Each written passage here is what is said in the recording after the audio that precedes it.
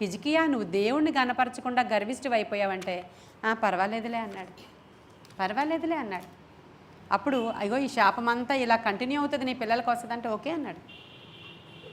ఇప్పుడు అదే జరిగింది అక్కడ. వీడు అంతకంటే అంటే ఏమైంది, అక్కడే ఎంటర్ అయిపోయాడు దుష్టుడు, వాళ్ళ పిల్లల దగ్గరికి ఎంటర్ అయిపోయాడు. చూసారా మరి, అందుకనే తల్లిదండ్రులు చాలా జాగ్రత్తగా ఉండాలి అని చెప్తాను నేను. నువ్వు సరిగా లేకపోతే, నీ క్యారెక్టర్ సరిగా లేకపోతే, నీ బిహేవియర్ సరిగా లేకపోతే, నువ్వు ప్రతిదాన్ని టేక్ ఇట్ ఈజీ తీసుకుంటావు.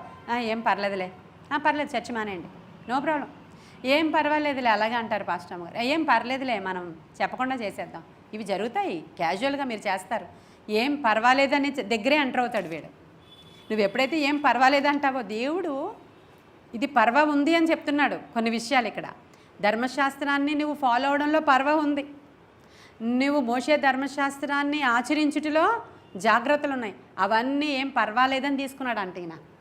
ఏం పర్వాలేదని నువ్వు తీసుకున్నావే, అందుకే నేను ఇన్వాల్వ్ అవుతాను అన్నాడు ఆయన.